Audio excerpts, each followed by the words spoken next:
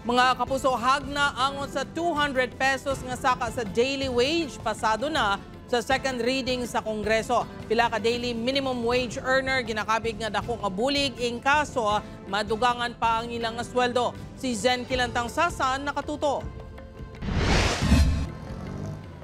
Ginaaprubahan na sang House Committee on Labor and Employment sa second reading ang hagna nga nagasaad sang dugang nga 200 pesos across the board daily minimum wage sa mga empleyado sang private sector. Matandaan nga November 17 sang tinalikdan nga tuig sang ginpatuman sang Regional Tripartite Wages and Productivity Board ang 33 pesos to 40 pesos nga saka sa sweldo.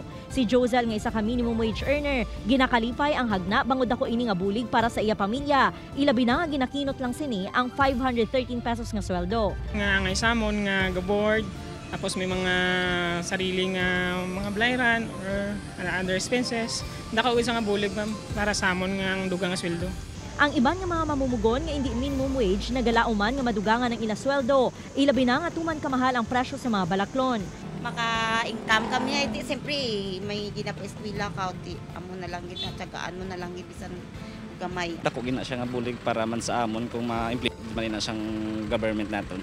Sunod sa Philippine Chamber of Commerce and Industry Iloilo, dako naman nga epekto sa business community in kaso nga manginlay na ang hagna. Wala man sila nagapamalabag sa wage increase apang hinyo nila nga paagyon ini sa insakto nga proseso sa Regional Wage Board.